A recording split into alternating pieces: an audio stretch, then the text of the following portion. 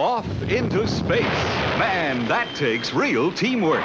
And here's a team of junior spacemen with an out-of-this-world breakfast that teams up V8 juice and Cheerios for flavor and energy. What a treat! A flavorful glassful of refreshing V8 juice and Cheerios with power protein, plus vitamin B1 for Go Power. And now, here's a special out-of-this-world free offer.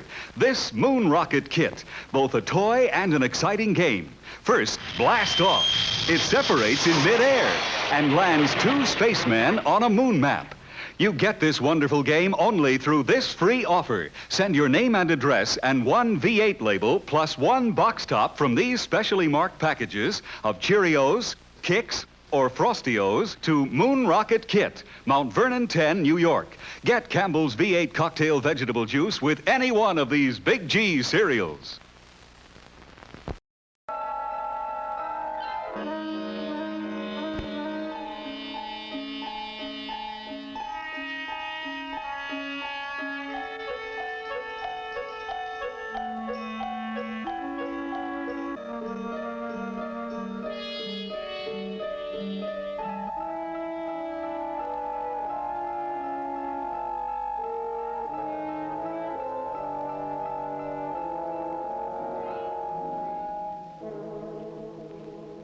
Place, a hilltop in New Jersey. The setting, giant antennas like monstrous eyes and ears, straining, watching, waiting. Inside the control station, a team of specialists with ultra-sensitive electronic equipment, ready to probe the vast reaches of the sky.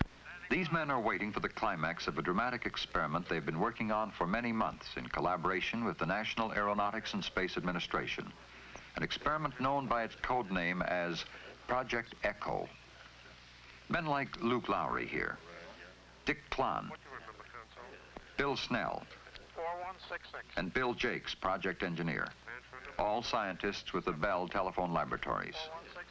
In a few minutes, if things go right, Holmdel will communicate by telephone in a brand new way by routing the call through outer space to Goldstone, California, 2,300 miles away, where scientists of the Jet Propulsion Lab are waiting. This call will be bounced off a man-made satellite. If it works, it will be the first time voice has traveled from the Earth up to a man-made moon and back to Earth again. This is the satellite, a huge empty balloon, here shown while still in its hangar. The inflated balloon is 10 stories high, made of a strong, new aluminized plastic. Strong, yet only half as thick as the cellophane around a package of cigarettes. Its aluminum coating gives it nearly 100% reflectivity. That balloon will soon be hurtling across the sky 1,000 miles high over North America. Yes, these men know why they are on this New Jersey hilltop. But others may wonder, even if it works, so what? Who cares about bouncing messages off a space balloon? What's the practical good of it? We can telephone almost any place in the world today. Thanks to ocean cables, we can talk overseas as if to the phone next door. This year, about 3 million messages will be transmitted across the Atlantic. But 10 years from now, it is predicted there will be 21 million messages. More facilities will be needed. And there are the polar regions where severe atmospheric conditions make radio reception difficult. Here, particularly, the military need for alternate communication systems is great. Powerful microwave transmitters carry telephone calls over barren and open spaces. These systems will always serve us well. But today, as scientists look ahead, they foresee great gaps in our worldwide communications unless more and different systems can be devised. For instance, we would like to see live television programs, history in the making from all over the world. But TV broadcasting presents a special problem. One TV channel requires the space of almost 1,000 telephone circuits. This requirement is simply too expensive for present systems. And even if this problem could be licked today, what about tomorrow? For many years now, Bell Laboratories scientists have been looking ahead to satellites for communication. We are already capable of building a satellite equipped with operating receivers and transmitters which could be made to operate at a much greater height than a simple reflector balloon like that in Project Echo. The higher you go, the greater the portion of Earth in range of the satellite, and the fewer you need to circle the globe. A worldwide communication system of satellites like this has already been outlined by the Bell system. The plan envisions several strings of equipped satellites, altogether about 50 of them, orbiting at a height of about 3,000 miles. As the one you were using moves out of range, you would switch to the next one coming along, and so on. And if you wanted to send, say, a telephone message or a television program to some area not covered by any single satellite, the signals might be bounced from transmitter to satellite, back to Earth, up to a second satellite, and down to the destination. That way, you could maintain continuous transmission of telephone calls and television programs to various parts of the Earth. But scientists have conjectured even far beyond this. Perhaps someday it will be possible and worthwhile to put up a precisely positioned satellite 22,300 miles out, which at that distance would revolve in step with the Earth and would seem always to hang in the same place in the sky. If it became possible to put 3 such satellites in orbit, together they could cover the Earth. But this high orbit 22,000-mile system is at best far in the future. As scientists wait in New Jersey and California, today's experimental balloon satellite, the pioneer of worldwide space communications, is already up in the sky, 1,000 miles high, on its first 2-hour orbit around the Earth, hurtling through the vacuum of outer space, ready to relay telephone signals between powerful transmitters and receivers as far apart as New Jersey and California. The men in both locations know that when and if it does arrive, they will have approximately 15 minutes to bounce their messages from coast to coast off its surface. For in 15 minutes, it will have swept across the United States and be out of range. These men well know the complicated chain of events that is a natural part of missiles and space operations. Earlier in the day, the first big question was, would the missile system work? Hours before, down at Cape Canaveral, the Delta missile that would put the Echo balloon into orbit was on its launching pad. Ready to be guided through space by the command guidance system, located in the Bell Laboratories control station at the Cape. Mode control switches. Less than a minute remains in the countdown. 13, 12, 11, 10, 9, 8, 7, 6, 5, 4, 3, 2, 1, 0.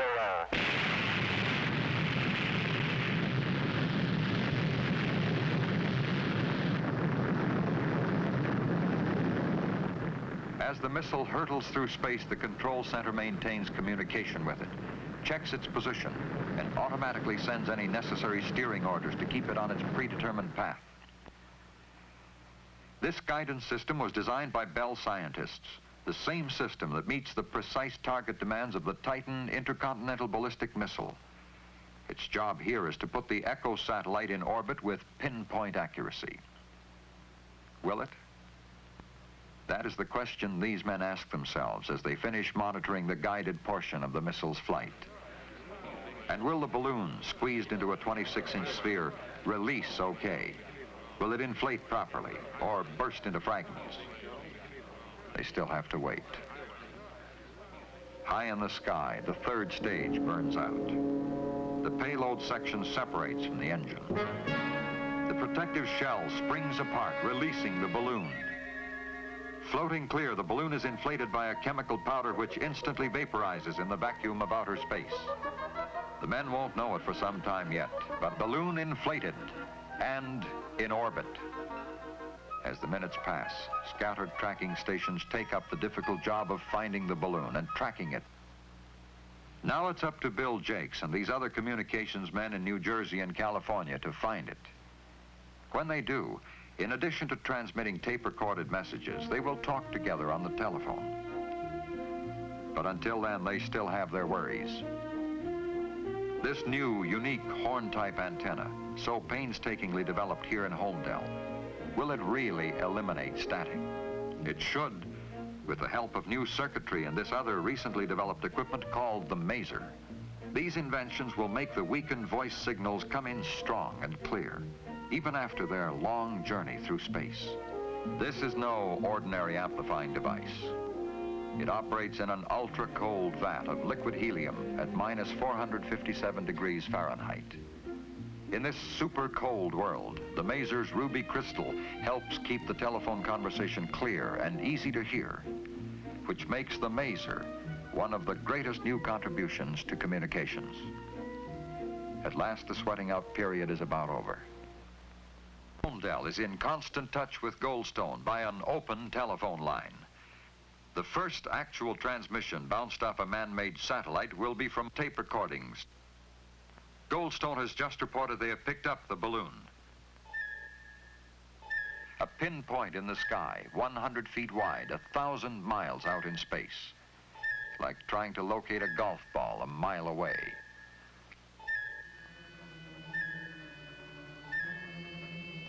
We have it now, Bill. Good. Let's hope we can keep it. The signal looks good, Luke.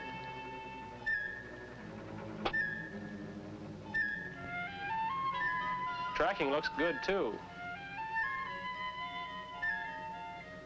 Let's see how Goldstone is doing. Hello, Goldstone. This is Holmdel. We're getting your signal. How are you receiving ours? Strong and steady, Bill. Fine, fine. Okay, here we go. We're going to start our tape now, and you start yours. This is President Eisenhower speaking. It is a great personal satisfaction to participate in this first experiment in communications involving the use of the satellite balloon known as ECHO. This is one more significant step in the United States program of space research and exploration. The program is being carried forward vigorously by the United States for peaceful purposes for the benefit of all mankind. The satellite balloon, which has reflected these words, may be used freely by any nation for similar experiments in its own interest. Information necessary to prepare for such participation was widely distributed some weeks ago. The United States will continue to make freely available to the world the scientific information acquired from this and other experiments in its program of space exploration. It really sounds good here, Walt. Fine, Bill. And so the first spoken word from man through space to his own satellite and back to man again is the voice of the President of the United States. And as the satellite sweeps swiftly out of range, further transmission must wait for another passage. Now, sometime later, as the balloon again passes over America, the same scientists try the first telephone conversation ever bounced from a man-made satellite. You can fire up the transmitter. Right.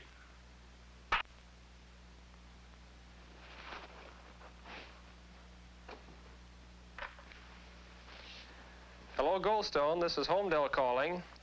Calling Goldstone. How do you read me? Holmdel, this is Goldstone. You're loud and clear, Bill. Oh, wonderful. Well, it looks like all the hard work was really worth it. A new, bold stride on a long road has been taken. The road to communications between ourselves and others overseas with the same variety and dependability we now enjoy anywhere in our own country. The balloon satellite of Project ECHO is, of course, for experiment only. But it is an experiment that may result in a new intercontinental communications system. As these men of Bell Laboratories and Western Electric continue their round-the-clock program of research and development, they are determined to keep America well ahead in the field of communications. And today they are looking, as all humanity looks, to the vast potentials of outer space.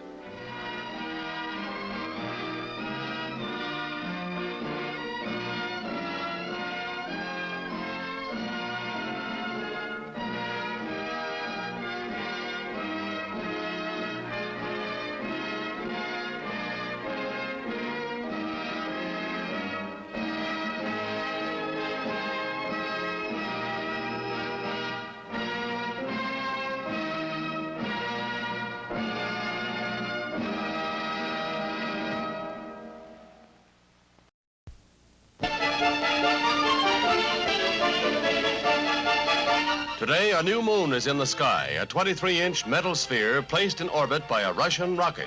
Here, an artist's conception of how the feat was accomplished. A 3-stage rocket. Number 1, the booster, in the class of an intercontinental missile. Its weight estimated at 50 tons. The smaller second stage took over at 5,000 miles an hour and carried on to the highest point reached. 500 miles up, the artificial moon is boosted to a speed counterbalancing the pull of gravity and released. You are hearing the actual signals transmitted by the Earth-circling satellite, one of the great scientific feats of the age.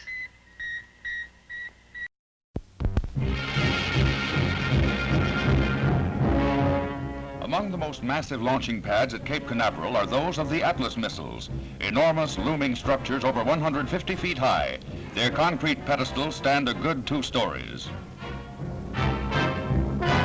From one of these pads 18 months ago, the first Atlas blasted off to explode into fragments. Last week, another soared over its full intercontinental range. Now, the most far-reaching feat of all is in the offing. Fueling has gone without a hitch. Every component checks out flawlessly, and the 10-hour countdown goes into its crucial final moments without any substantial delay. The launching area is cleared. The periscope of the control center blockhouse is unsheathed, and in the massive concrete safety dome, the corps of technicians is a muted beehive of activity as the seconds tick away. Of these men, only a handful know the actual course plotted for the Atlas. It's a secret held by 35 men in the entire country. Even the test conductor, who actually pushes the firing button, knows only that the missile will go its full range.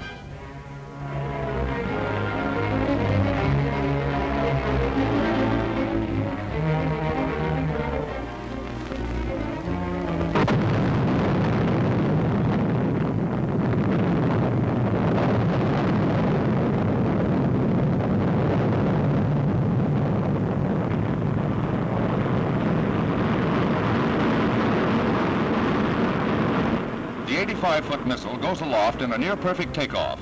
Fully loaded to a weight of 122 tons, it hurtles upwards before the enormous thrust of 2 rocket boosters and the main sustainer engine.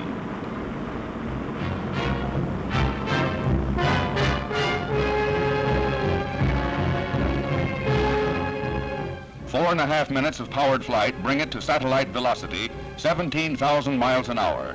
The missile's own guidance system steers it into orbit, the first time this has been done. With a weight of 8,800 pounds, the Atlas is by far the biggest satellite, more than double the mass of Russia's Sputnik 3. But impressive as is the feat of the Atlas itself and the awesome accuracy of its guidance system, all else is overshadowed by the amazing communication system it carried aloft.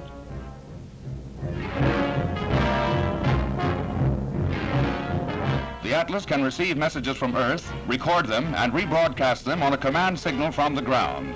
A revolutionary new method of space communications was pioneered and given overwhelming dramatic emphasis with the master stroke, the broadcast of President Eisenhower's voice from space. A message received and rebroadcast through all the world. Said the President, "Through the marvels of scientific advance, my voice is coming to you from a satellite circling in outer space. Through this unique means, I convey to you and to all mankind America's wish for peace on Earth and goodwill toward men everywhere." Here is how the President sounded in his broadcast from the Atlas. This is the President of the United States speaking. Through the marvels of scientific advance, my voice is coming to you from a satellite circling in outer space. Through this unique means, I convey to you and to all mankind America's wish for peace on Earth and goodwill toward men. At the White House, the first top-level survey of current international problems by America and one of our allies since the start of the Kennedy administration. The President and British Prime Minister Harold Macmillan begin 7 hours of talks on the first day with their respective top foreign affairs advisors participating. The discussions include international economic problems, the North Atlantic Treaty Organization, the United Nations, and aid to undeveloped countries.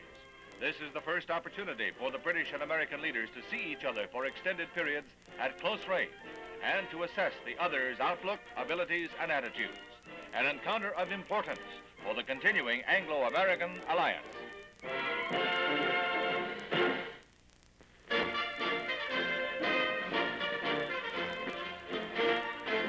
Official Soviet films of recent space tests involving dogs, rats, and mice as rocket passengers. Scenes like these have rarely been released by Russia, despite their progress in space research. Recent reports indicate the Reds are pressing their man-in-space program at least as vigorously as America. Now come these scenes of a recent high-altitude firing. Dogs are the test subjects rather than chimpanzees.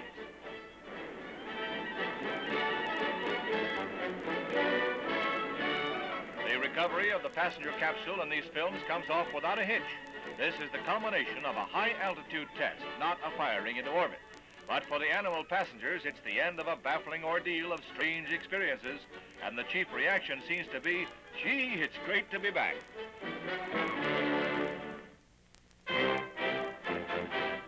Alma-Ata, capital of the Siberian state of Kazakhstan, dutifully hails the arrival of Soviet Premier Nikita Khrushchev.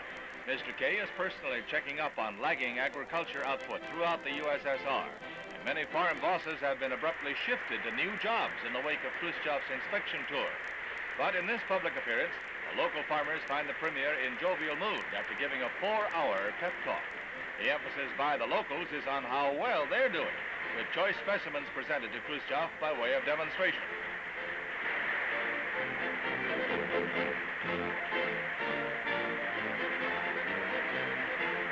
Another farmer tops them all with this towering shock of corn, and it all makes a good picture. But the widespread failure to meet crop quotas remains very apparent to observers of the Soviet system, both outside Russia and in the Kremlin.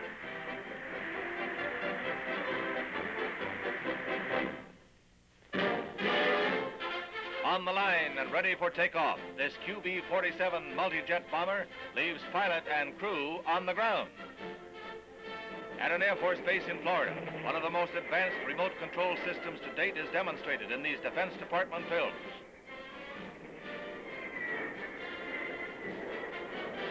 The long-range, ultra-fast multiple jet engine craft have the most complex control systems in the air. And until now, radio control just hasn't been able to take care of the multitude of operations necessary.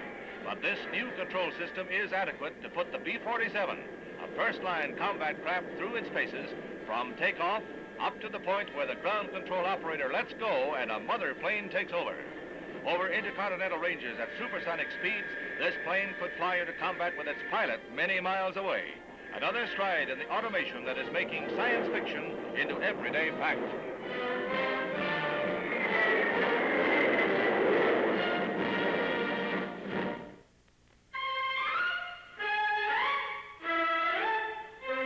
A strike shuts down New York City's Bronx Zoo, and the startling absence of the usual spring crowds has the animals baffled and unsettled.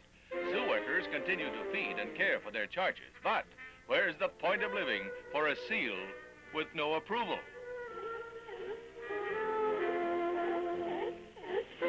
Sad appeal by a seal with no deal. Even the usually standoffish types miss the people. A strange and unaccustomed hush fills the air. Where's the entertainment? Where did all the two-legged critters go? They miss the crowds, and most of all, they miss the kids. Those are the bare facts. Please, people.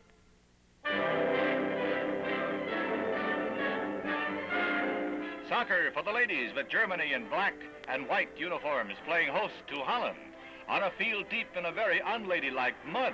Well, that's the fortunes of war. The gals don't seem to mind at all. It speeds up the action.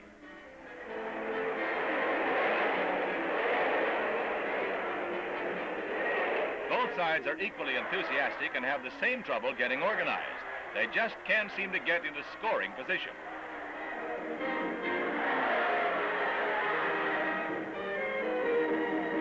There's a try. It's blocked.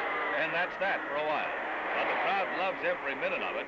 The favorite is Katinka here.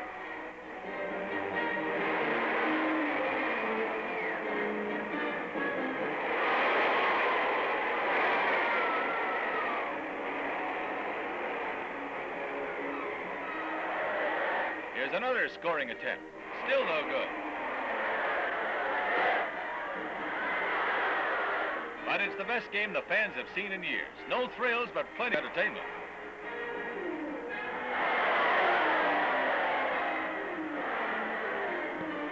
Another try, wide of the mark, but the crowd loves it. Time is running out and still no score. Both teams are fighting hard as ever. In the final seconds, one Valkyrie boots in a goal and Germany wins.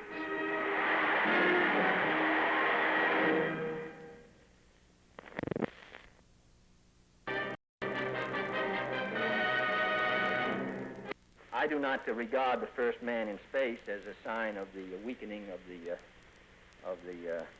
free world, but I do regard the total mobilization of men and things for the service of the communist bloc over the last years as a source of great danger to us.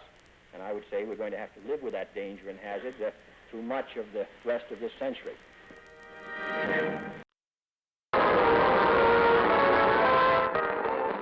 After his medical checkup, Commander Shepard is welcomed to the White House by President Kennedy and receives the Distinguished Service Medal of the National Space Agency. Thank you very much, Mr. President and Mr. Webb. I thought that last Friday was a thrilling day. Today even surpasses last Friday. And as a matter of fact, I got far less sleep last night than I did the night before the flight. Thank you very much.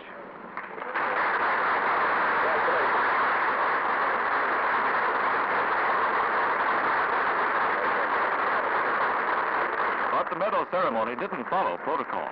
President Kennedy neglected to pin the medal on Commander Shepard, and Mrs. Kennedy comes through with a gentle reminder. The President quickly volunteers, "I'll do my duty," and completes the formalities of the presentation.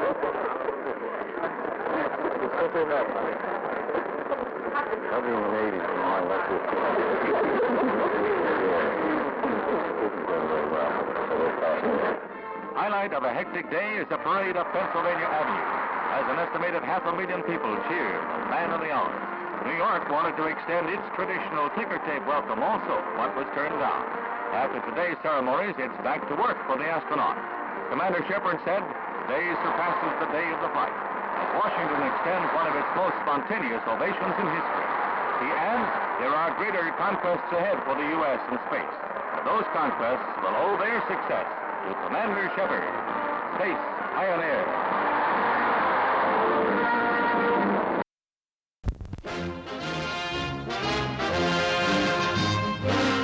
Newspaper headlines tell the story. Herman Titov of Russia returns to Earth after orbiting the globe 17 times in a little more than 25 hours, covering 435,000 miles, which is more than twice the distance from the Earth to the Moon. An orbit by a U.S. astronaut is planned later this year.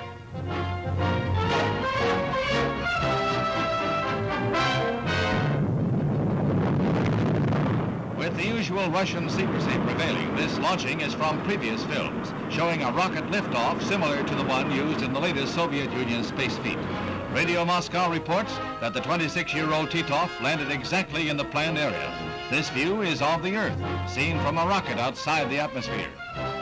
Recording equipment such as this was able to pick up Major Titov's messages as he wrote a new chapter in space history. Radar tracked Titov, as it did his predecessor, Major Yuri Gagarin. With no details released by the Russians on the space flight, this series of animated scenes demonstrates the course of an orbit around the Earth. Takes a giant step as scientists and technicians prepare to orbit Enos, a 5-year-old chimpanzee, around the Earth. This is the preliminary, all-important step in space research that the U.S. insists on being successful before a man makes an orbital flight. Part of a highly trained team of chimps, Enos has been taught to perform certain tasks aboard the capsule when lights flash. His reward, a banana-flavored tidbit. The flight is delayed almost until the deadline. But now the countdown approaches 0 and blast off. History in the making.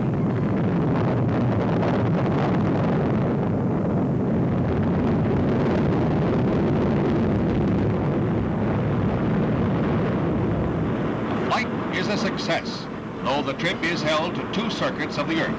The chimp's cabin began to heat up, a condition an astronaut could have corrected. So control officers decided to bring him down before he completed his third trip. He landed in the sea south of Bermuda and is brought to the islands for quick medical checks before he is taken back to Cape Canaveral for a thorough examination. Scientists are elated at the condition of both chimp and capsule.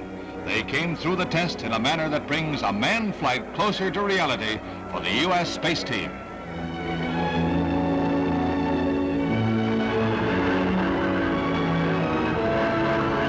At Kindley Air Force Base Hospital, Enos appears sound, if not happy, to examining doctors. He performed his task well, not missing a trick in the complex series of work assignments.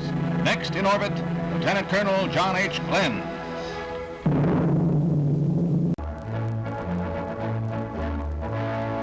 From a ground station nestled in the mountains at Andover, Maine, a signal is sent to a speeding satellite, an historic feat that could reshape man's future. That satellite, of course, is the Telstar, 170 pounds of complex electronic equipment that receives signals beamed from Earth, magnifies them 10 billion times, and rebroadcasts them back to Earth. Pictures, telephone calls, telegraph messages, and computer data all can be handled by the orbiting device. The Telstar receives its power from batteries that are recharged by the sapphire-coated solar cells, which in turn are activated by rays from the sun as it hurtles through space at a low point of 600 miles to a high of 3,500 miles. The Telstar is sent aloft from Cape Canaveral atop a Thor Delta rocket in a joint industry government effort. The Space Administration team handles the launching for AT&T, and it's a $50 million phone call for the telephone company.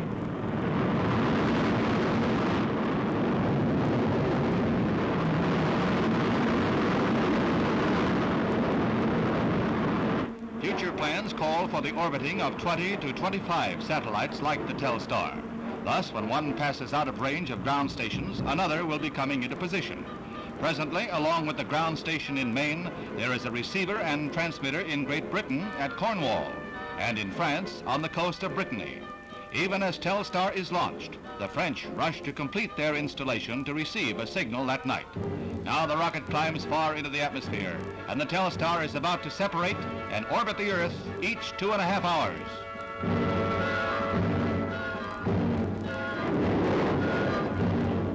Starting with the 6th orbit and through the 9th, the Telstar is in range of both the U.S. and European stations, and pictures are received clearly in France, with somewhat lesser success in Britain on this first test. The signals are beamed from this 18-story dome that houses the super-sensitive horn weighing nearly 400 tons, an antenna so delicately tuned that it picks up a mere whisper of a signal from the satellite and amplifies it again billions of times for rebroadcast over cables or the air.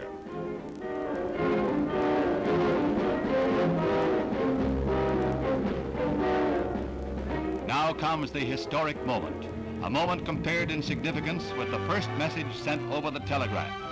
This is the first picture transmitted to outer space and received back again on Earth. Scenes of the dome at Andover are flashed across the sea, and man marks another milestone in this age of scientific miracles. So proudly it waves.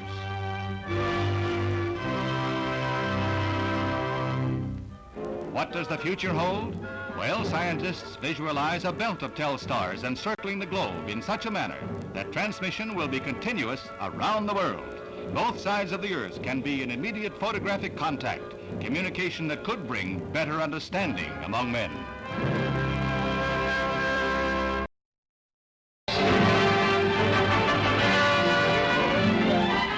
History is about to be made in the science of communication among men. Technicians in Europe prepare to receive a signal from the orbiting Telstar satellite that opens this new era. This is the first formal exchange of an official transmission, a beaming of the presidential press conference to the continent, where most of Europe can witness democracy at work. The president has these historic words. I understand that part of today's press conference is being relayed by the Telstar communications satellite to viewers across the Atlantic. And this is another indication of the extraordinary world in which we live. This satellite must be high enough to carry messages from both sides of the world, which is, of course, a very essential requirement for peace And I think this understanding, which will inevitably come from the speedier communications, is bound to increase the well-being and security of all people here and those across the oceans. So we're glad to participate in this operation developed by private industry, launched by government in admirable cooperation. President Kennedy begins a tour of 4 space installations at Huntsville, Alabama, where he is greeted by Dr. Wernher von Braun, space pioneer and director of this research and development center. The missiles on display are dwarfed by the mighty Saturn rocket. This booster is the first stage of the rocket that will put the 3-man Apollo capsule into a 2-week orbit of the Earth in 1964 as a preliminary to a lunar shoot. The men who make it get very personal greetings. From Alabama to Cape Canaveral, next stop on the tour. At this U.S. space capital, the President has a long chat with Walter M. Schirra, Center, our next man in space, who is scheduled for a 6-orbit flight. The Commander-in-Chief learns from an expert. Next stop, Houston, where he is cheered by thousands of Texans on his way to a stadium for his key speech of the trip. At Rice University, there's a crowd of 40,000 present, and Mr. Kennedy calls for backing for the U.S. space effort. He says that we cannot afford to lag if we want to be in the forefront of nations.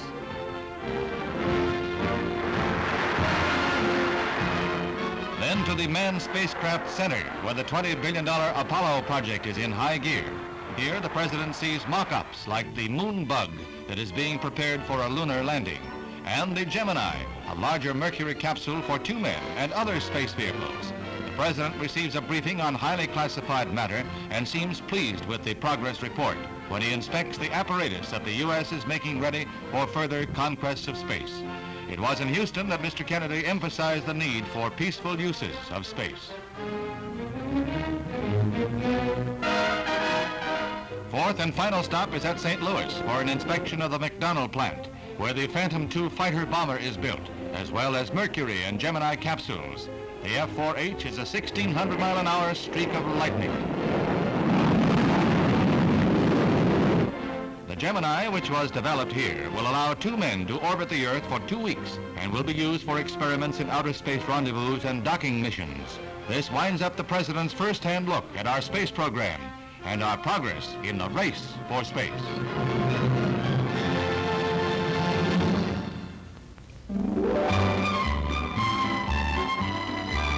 Leather is falling into step in the fall fashion parade. Finished in an explosion of rainbow colors, leather has been styled into smocks and sheath-top skirts like this eye-stopping pair. Just the thing for a day's outing at Sterling Forest Gardens in New York. On the left, a pile-line coat, and on the right, a natural pigskin. Leather to get a man in a lather. Designers have let their imaginations run riot. They've even captured a leopard to line this hooded suede. Another offbeat treatment of suede, a shift with a cardigan jacket, and the suede hat offers Milady a chance to add another feather to her cap. To enhance the classic tweed, this 3-piece suit is trimmed with suede, and hidden beneath the sweeping lines of the coat is a leather blouse. And here, the shift is treated with a saucy bolero jacket, all topped with a kidskin turban.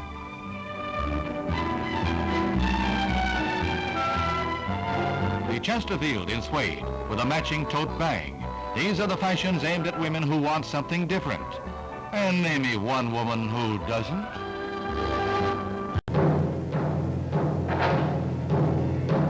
The 18-story Saturn I stands on its pad at Cape Kennedy, poised to send Pegasus II into orbit.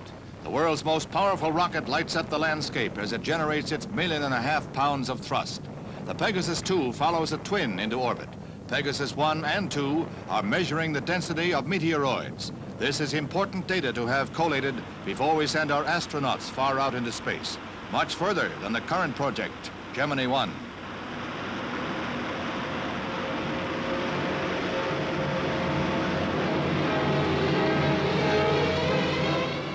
Animation shows how the Pegasus goes through its paces once the hydrogen-powered second stage puts it into orbit, an orbit ranging from 316 to 460 miles high. When the satellite is comfortably in place, it goes into action on its own to thrust out wing-like panels to a span of 96 feet. These will measure the damage tiny meteoroids might cause as they hit a spacecraft with sandblast effect while they speed through the reaches of outer space.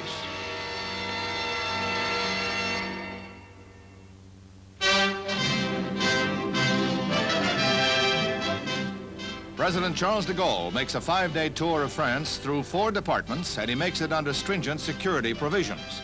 Ever since he assumed power, de Gaulle has walked in the shadow of assassins. The extremist groups that railed against the settlement in Algeria have stalked de Gaulle since he was elected president in 1958. As this tour was drawing to a close, 11 extremists were rounded up by his security forces, including 2 high police officers responsible for his safety. De Gaulle shrugs off these attempts on his life with Gallic fatalism, though he does take the precaution of surrounding himself with bodyguards. 4,000 men were on duty during his short tour.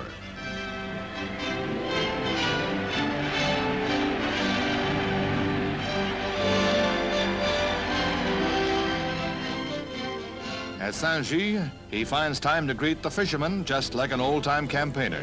This is not supposed to be a political trip, but de Gaulle faces a coming election, and it pays to get around a bit.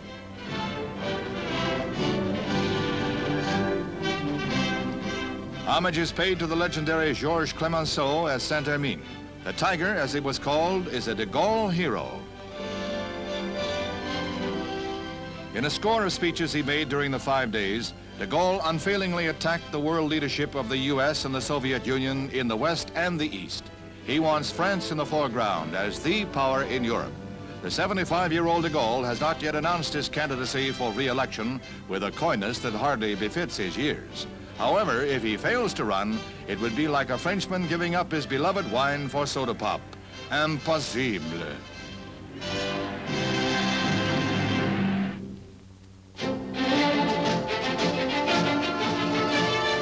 Some added punch for Uncle Sam in South Vietnam. At Bayonne, New Jersey, 4 82-foot Coast Guard cutters are loaded aboard a cargo ship to sail for duty against the communist Viet Cong. The 63-ton vessels will be used for coastal and river operations in the areas of South Vietnam where the North Vietnamese have been smuggling arms to the Viet Cong. Speedy and maneuverable, the cutters have been refitted and their armaments increased. They will form a barrier along the coast to prevent the landing of Chinese arms in remote coves and isolated beaches. They will be the new policemen on the beat.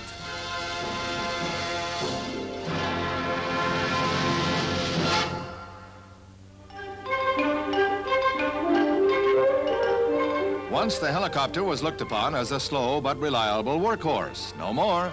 At Oxnard, California, they unveiled new refinements on the Army Lockheed XH-51A.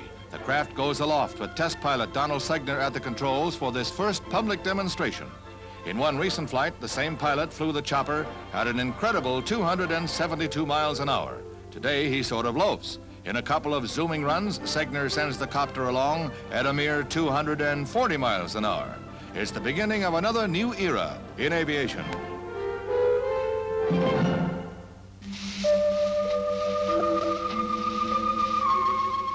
The Chelsea Flower Show on the grounds of the Royal Hospital in London is the largest in the world, they say.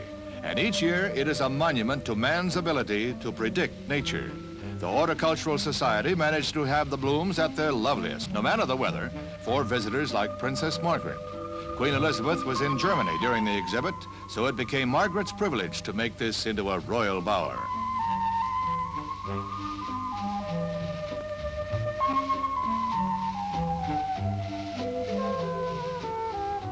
The Queen Mother is also an attentive viewer of all this beauty. 3.5 acres of blooms right in the heart of London.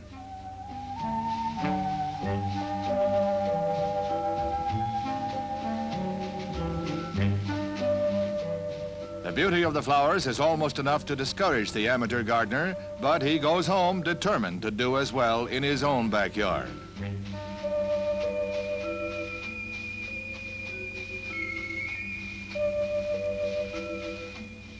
To paraphrase those 2 incomparable English balladeers, the flowers that bloom in the spring fra la have plenty to do with the case.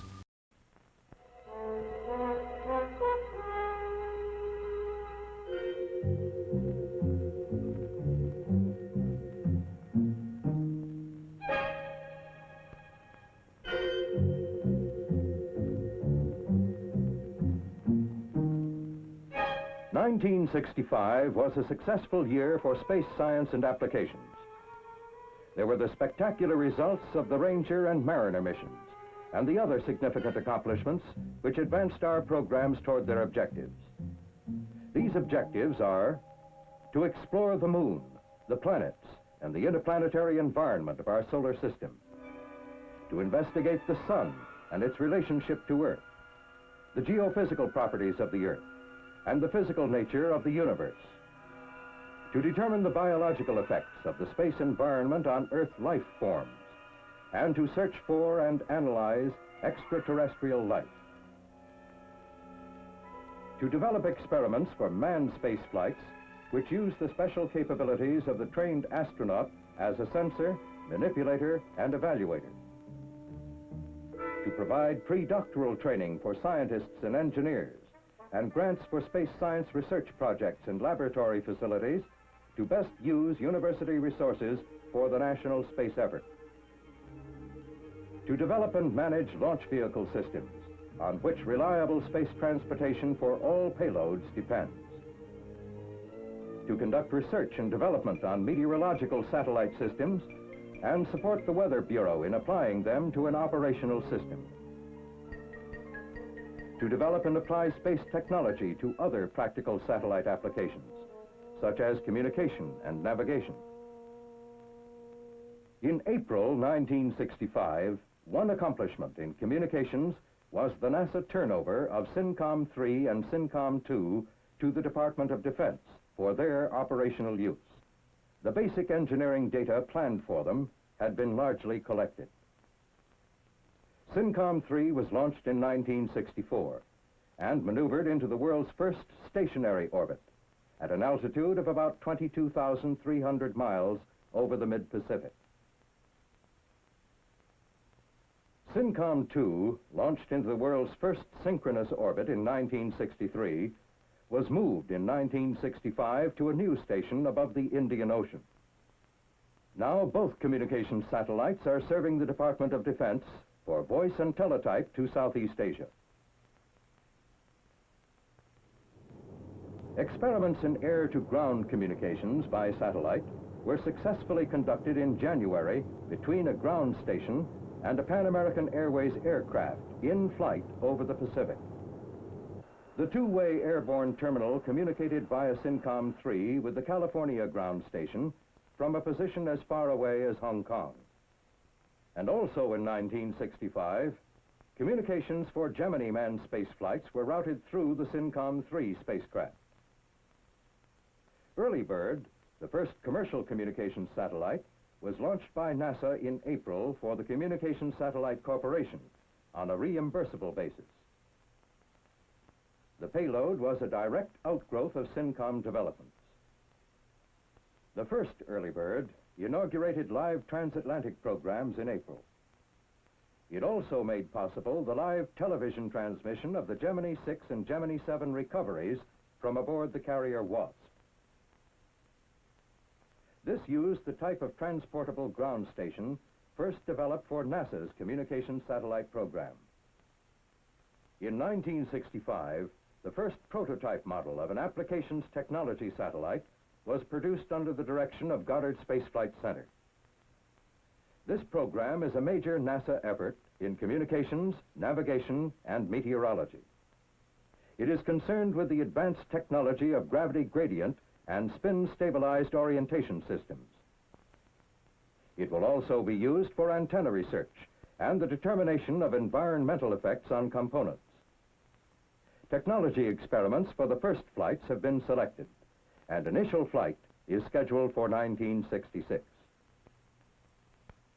Most significant accomplishment of the meteorological program in 1965 was TIROS 9, which rolls through space like a cartwheel, taking weather pictures of the entire world each day.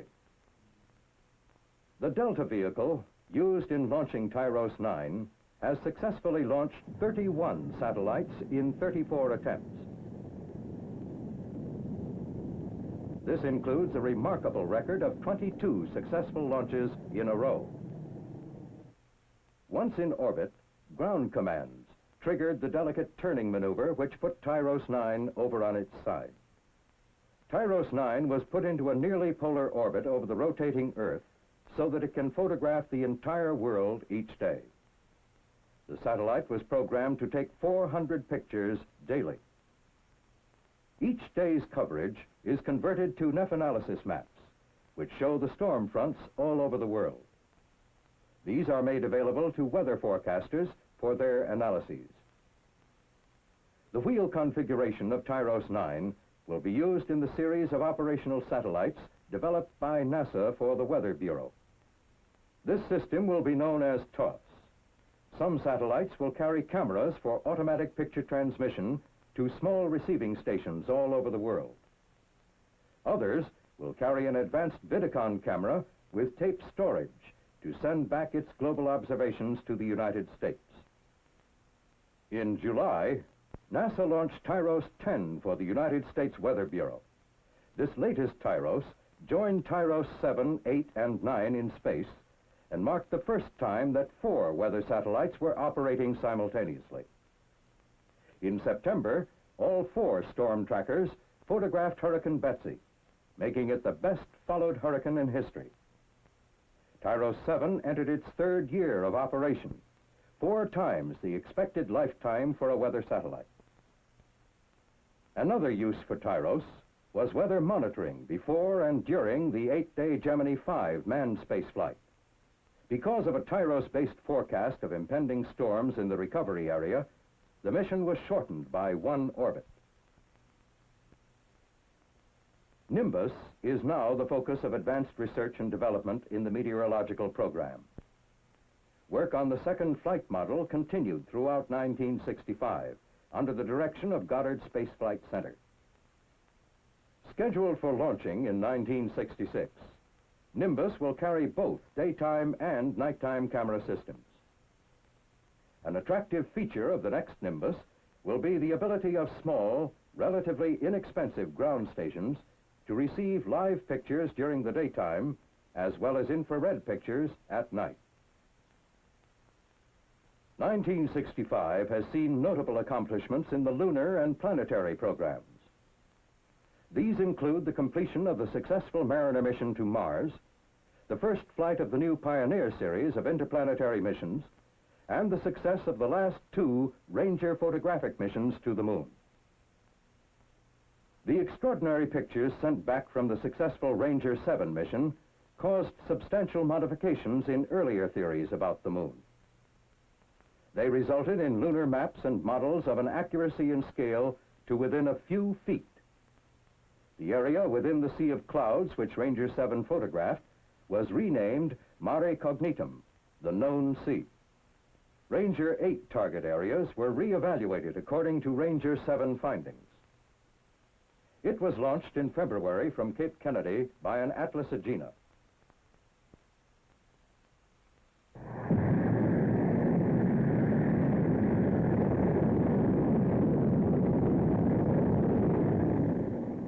The Agena has provided NASA with a versatile vehicle system.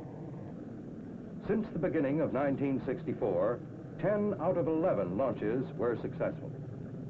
The Ranger 8 mission achieved its objectives. Not the least of these was the further qualification of the sophisticated and highly accurate guidance and command systems, and of camera technology. These systems performed at their peak when Ranger 9 was launched successfully in March. As it approached the Moon, it sent back from its 6 cameras more than 5,800 pictures of the lunar surface. Here is a speeded-up sample. Ranger 9 marked the completion of the successful program managed by Jet Propulsion Laboratory for NASA. We have learned a great deal from this program about the topography of several lunar areas. For example, we know that the lunar surface within a crater like Alphonsus is remarkably similar to the surface of Mare Tranquillitatis and Mare Cognitum, photographed by earlier Rangers. If firm enough, these surfaces may be suitable for the landing of the unmanned Surveyor and the manned Lunar Excursion Module. The dark halos around the small craters in Alphonsus suggest past or present volcanic activity. The spectacular final photos of the Ranger 9 approach to Alphonsus were seen live on television by millions of Americans as they were taken. They had a resolution of better than 1 foot just before Ranger 9 impacted, within a mile of the target. Continuing study of the moon's topography will be accomplished by Lunar Orbiter. In 1965, a prototype model was completed and began testing. First Lunar Orbiter flight is scheduled for 1966, using an Atlas Agena D launch vehicle. Photographic reconnaissance will be its prime task, and there is considerable flexibility in the way the photographs can be tied together.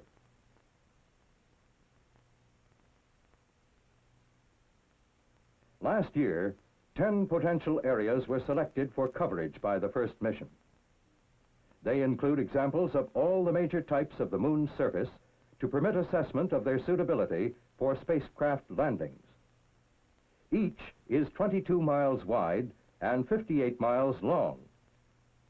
9 of the 10 sites are within the area proposed for Apollo manned landings. Lunar Orbiter will approach within 29 miles of the lunar surface at perigee and may remain in orbit for up to 1 year. This should make it an ideal vehicle to obtain scientific data as well as extensive photographic coverage. The end of the year saw the first flight model of Surveyor in final system test prior to shipment to Cape Kennedy. Surveyor is our most complex unmanned lunar exploration project.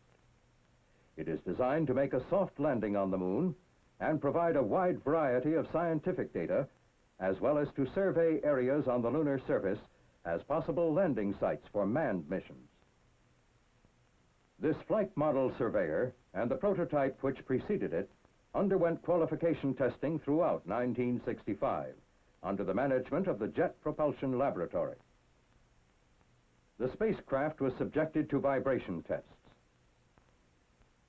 It went into a simulated space environment in the solar thermal vacuum chamber. With its ground support equipment, the prototype was shipped to Cape Kennedy. Here, it was used to check out launch facilities and procedures. Then it moved to Goldstone Tracking Station in the California desert. Here, it underwent compatibility testing with NASA's Deep Space Network. On November 22nd, a most significant milestone was passed in the Surveyor program. A T-2N terminal descent test vehicle performed successfully in a combined tether and descent test at Holloman Air Force Base, New Mexico. Prime objectives were to verify the soft landing capabilities of the Surveyor spacecraft and evaluate critical flight parameters in the velocity sensor, flight control, and vernier engine subsystems. You will note that once the vehicle was released from the balloon, there was no discernible displacement in pitch, yaw, or roll. This stable descent attitude was maintained by the constantly varying thrust output of the throttle-controlled engines, responding to the commands of the flight control subsystem. After release, the vehicle automatically adjusted to the planned descent trajectory until a constant descent rate of 5 feet per second was reached. This constant descent rate can be seen as the time when the stabilizing chute fell to the side of the vehicle. In effect, the spacecraft made a simulated lunar surface landing and was recovered by parachute at an altitude of 500 feet. From this first successful performance of the model, we can conclude that the design is adequate to guide the spacecraft to a gentle landing on the moon. The system will, however, undergo further testing. Many problems, managerial and technical, were overcome during this year of qualification and test. Now, a Surveyor spacecraft is nearing flight acceptance for the first mission in the most difficult project yet undertaken in the Space Science and Applications program. Centaur, launch vehicle for Surveyor, has completed the first phase of its development program with a successful launch in August, carrying a Surveyor dynamic test model.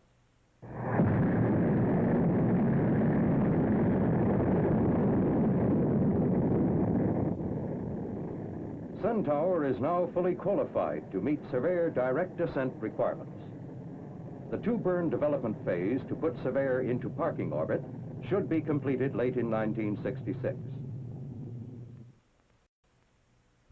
Going beyond the moon, the planetary program in 1965 saw successful completion of the Mariner Mars mission. Mariner 4 had to be launched under pressures set by the inexorable timetable of celestial mechanics, which provide only a short window every 2 years during which a Mars mission could be launched. The first attempt was unsuccessful due to a faulty shroud.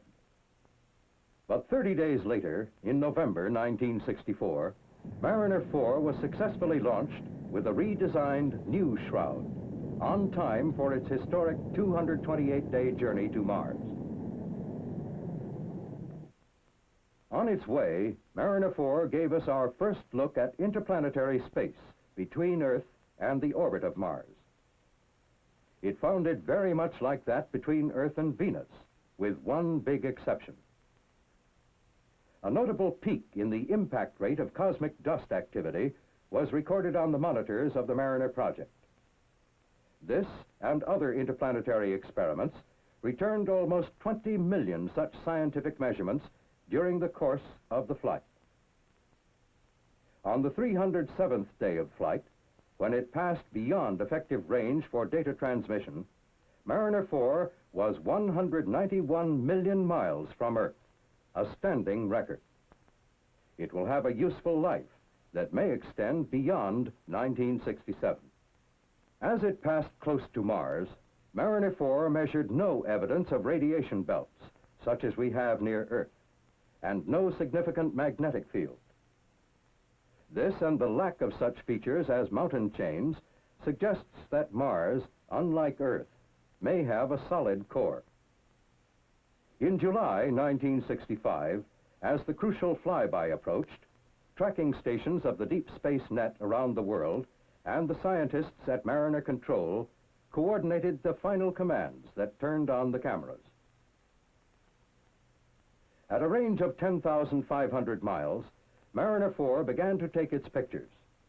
There were 22 in all, and they would cover 1% of the surface of Mars.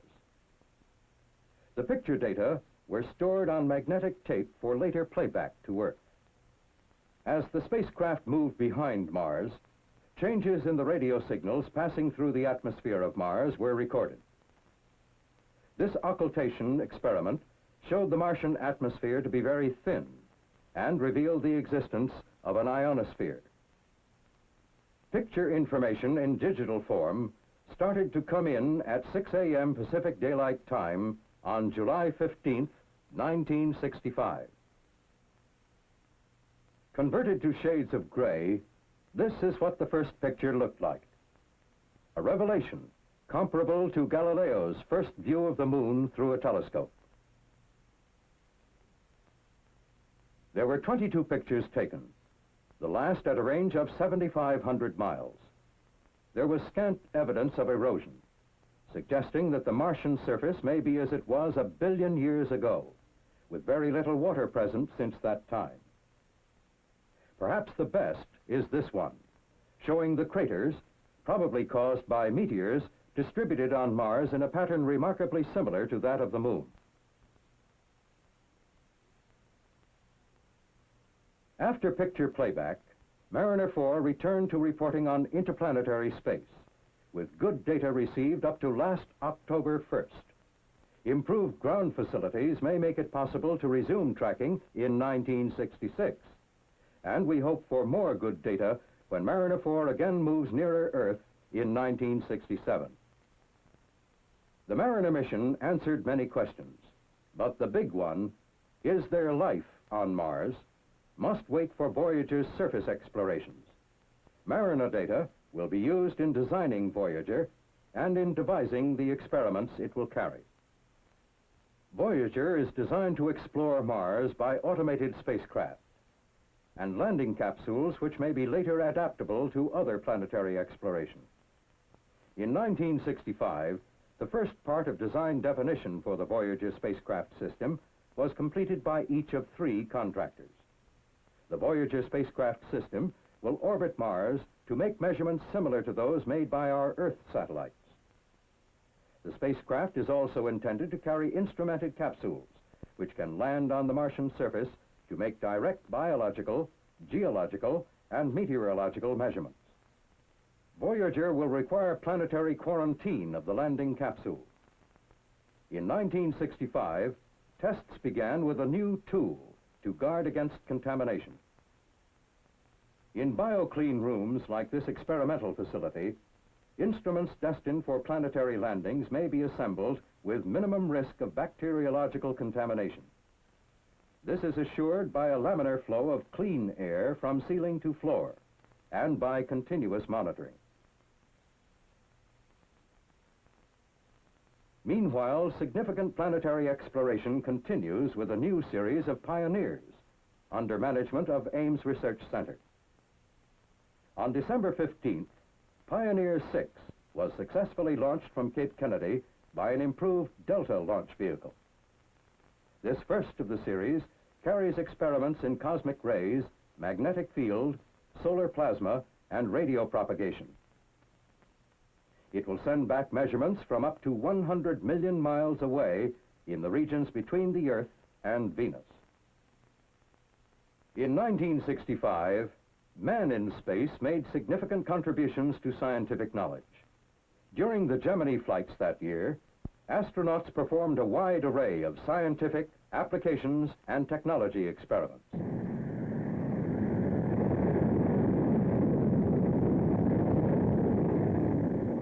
Most spectacular has been the color photography from the Gemini spacecraft. Photographs like these have immense potential for the study of geology, water resources, glaciers, oceanography, meteorology, forestry, and even agriculture. Physiological and biological experiments, in which the astronauts were either subject or experimenter, demonstrated effects of the space environment on man and other forms of life. Some 30 experiments are in preparation for Earth-orbiting Apollo missions, and 10 experiments are defined for emplacement on the lunar surface by an astronaut.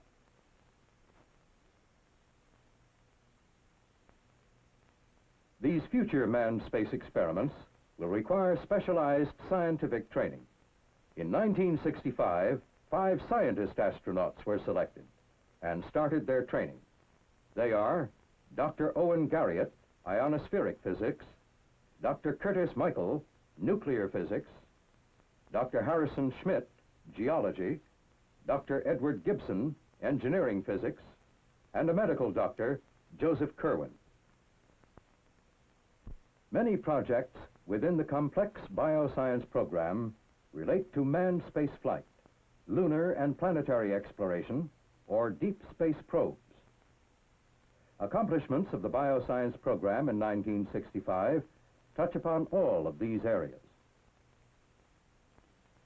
The first flight model of a biosatellite is now being built and tested. Ames Research Center, manager of the biosatellite program, has assisted experimenters to prepare 13 experiments for the first biosatellite flight, a 3-day orbit.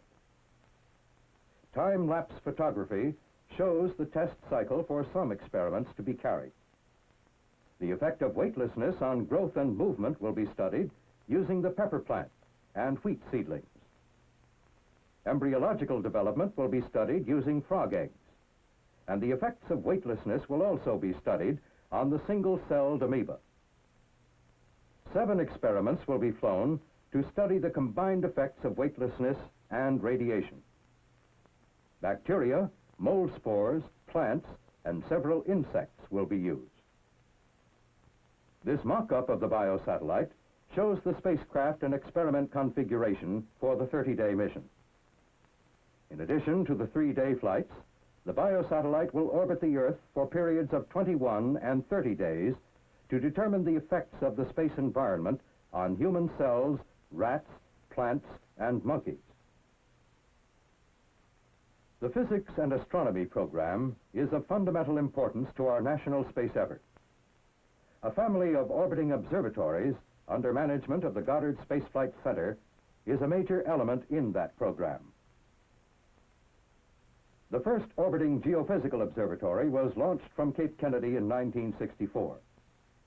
The second went into a nearly polar orbit from Western Test Range in October of 1965. Both had trouble in orbit. OGO-1 because two booms failed to deploy, and OGO-2 because of horizon orientation problems. Both were officially failures. They must, however, be considered very successful failures based upon the quality and quantity of the data they continue to return. OGO-1 is still operating 15 months after launch. OGO-2, in orbit only a few months, has returned less data, but completed many successful orbits in the fully stabilized and pointed modes not achieved by OGO-1. It continues to give good data in its present spinning mode. Both OGOs have proven their capability to make a broad spectrum of measurements at the same time in the same place in the previously more or less separated fields of ionospheric, plasma, atmospheric, trapped radiation, and magnetic field research. A third OGO has been completed and is now undergoing tests at the contractor. Experience gained with the first two spacecraft has been incorporated into the design and test of this OGO.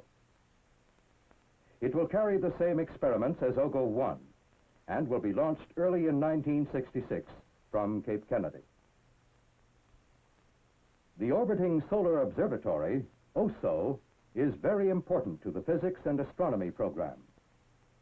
In orbit above the Earth's atmosphere, it can observe the effects of the sun on Earth and interplanetary space without the blocking effect of the Earth's atmosphere. Orbiting solar observatories carry a number of complex experiments devised by scientists in NASA, other government agencies, and universities. OSO-2 was launched in February 1965 and successfully placed in orbit. 7 of the 10 experiments aboard returned new and useful information on the condition of the sun at solar minimum. This included measurements on the solar output in the near ultraviolet, X-ray, and gamma-ray regions. In November, OSO was placed in a stowed mode, where it is coasting on its own, so that we may examine its magnetic attitude. OSO-2 can be reactivated at a later date when solar conditions have changed. OSO-3, launched in August, failed to orbit and was lost in the South Atlantic. The experiments lost will be duplicated in the 5th OSO. The 4th and 5th OSOs, scheduled for flight, are in various stages of fabrication and test at the contractor plant. Our present knowledge of the sun has shown clearly the need for a higher precision, higher capacity spacecraft for the study of solar phenomena. Last year, an engineering model of an advanced orbiting solar observatory, AOSO, was completed. The stabilization and guidance system is being built, and its sun sensors are presently under test in a laboratory still room. Experiments have already been selected for several AOSOs. Astronomy, the study of the universe, achieves a new dimension with the ability to put instruments above the Earth's atmosphere. Here, they may measure gamma ray, X-ray, ultraviolet, infrared, and radio wave radiation that cannot reach the ground. In 1965, after 5 years of exceedingly difficult development work, the first orbiting astronomical observatory was being readied for flight. The experiment packages have been tested and integrated into the first flight model. Each OAO will carry the experimental packages of such institutions as University of Wisconsin, Goddard Space Flight Center, and many other scientific agencies and universities. The prototype model completed its qualification tests at the contractor. It is being modified to serve as a later flight spacecraft. Thus, the past year saw marked progress toward providing an observatory in space which can be used by numbers of astronomers, free from the blanketing and distorting effects of the Earth's atmosphere. In 1965, 5 additional Explorer satellites were launched. One of the most important scientific discoveries of the space age has been the Earth's magnetosphere, the region of influence of the Earth in space. It was suspected from the results of experiments carried by early Pioneer and Explorer satellites, and confirmed by Explorer 14 and the first interplanetary monitoring platform, IMP. In May, another IMP, Explorer 28, joined previous satellites to continue study of interaction between the Earth's magnetic field and the solar wind, begun by the first IMP in 1963.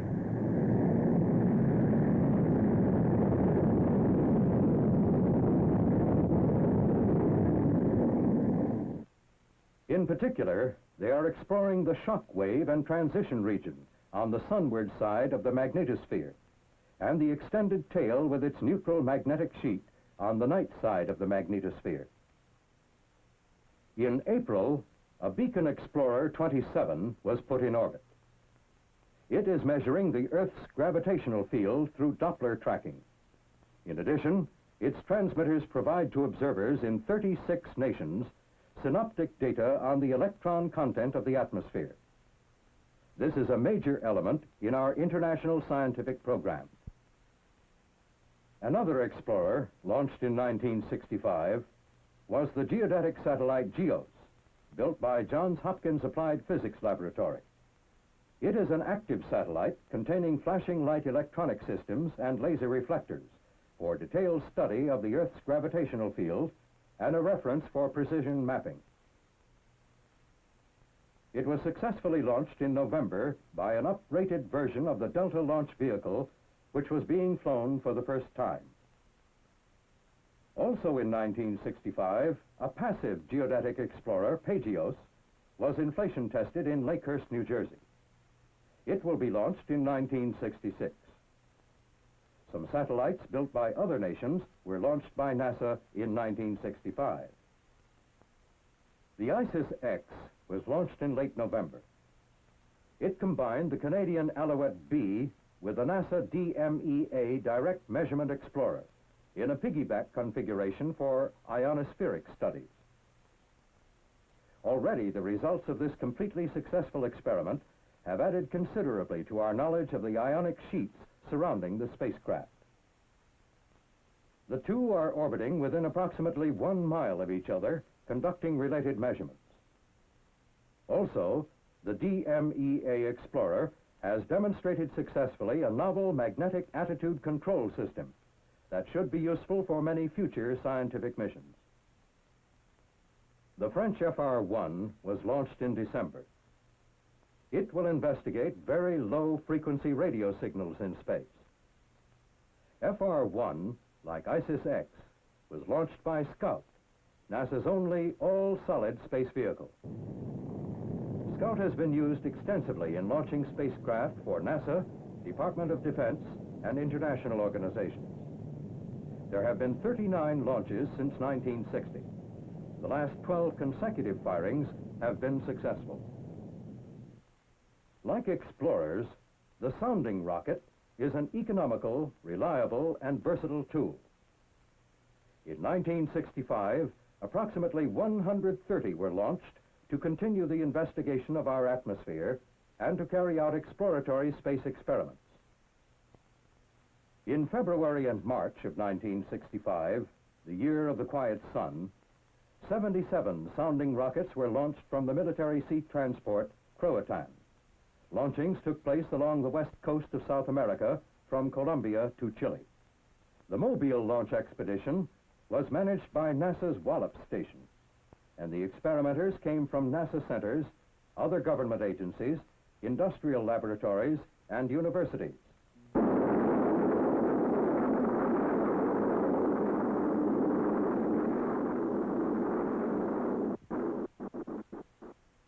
scientists and government officials were welcomed at many of the ports visited. Over 95% of the launches were successful. The most important of the scientific accomplishments was the ability to conduct our first rocket measurements of the ionosphere from equatorial regions. Sounding rockets have been launched for scientists of many nations at Wallops Station, Virginia. In August 1965, an international meeting was held there under NASA auspices to set up an inter-American meteorological rocket network. NASA's Sustaining University program is providing grants nationwide for graduate training, scientific research, and laboratory facilities that support and encourage fundamental space science research in the academic community. In 1965, more than 3,000 pre-doctoral students worked under NASA training grants. They were in universities in each of the 50 states. 70 received their PhDs during the year and are doing teaching or research in government, industry, or universities.